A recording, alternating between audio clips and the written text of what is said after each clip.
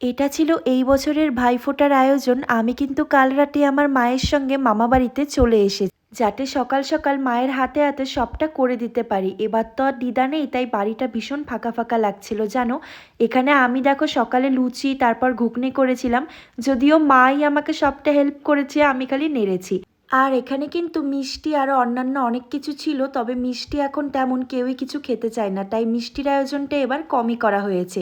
এখানে কিন্তু মামা সকলের জন্য এনেছিল জামা কাপড়, আর আমার জন্যও কিন্তু সুন্দর সুন্দর আমি গিফট পেয়েছি। আচ্ছা, ভাইকে দেবো ভাইফোঁটা, মানে আমার মামার ছেলে, তো তার জন্য দেখো সুন্দর করে মা এখানে সব কিছু সাজিয়ে দিয়েছে।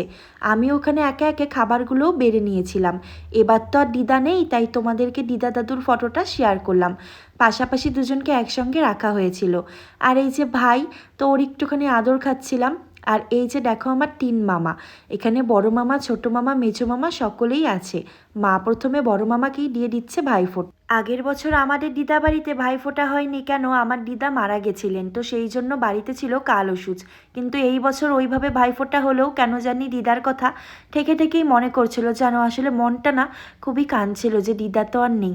তো তারপর আমি এখানে সকলকে খাবারগুলো বেড়ে দিই। এবার কিন্তু আমি দেবো ভাইকে তাহলে ফোঁটা। চন্দনটা বসবে।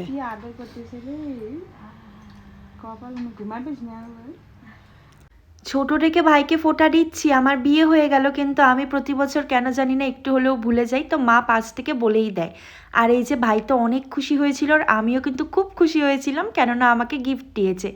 আর গিফট কিন্তু ছোট হোক কিংবা বড়, মেয়েদের কাছে কিন্তু গিফট পাওয়াটা ভীষণ আনন্দের। তারপর ভাই আর আমি এখানে কষানো মাংস খাচ্ছিলাম। পিসি আজকে রান্না করেছিল মাছ, মাংস আরও অনেক কিছু। আর আমি কিন্তু বাসন্তী পোলাও রান্না করেছিলাম দুপুরে, সেটার ক্লিপটা নেওয়া হয়নি। সেটা ছিল পুরোপুরি ভেজ। আমার বড় মামা যেহেতু নিরামিষ খায়। বিকেলে সপরিবারে একটু ঠাকুর দেখতে বেরোই, কালী প্রতিমা।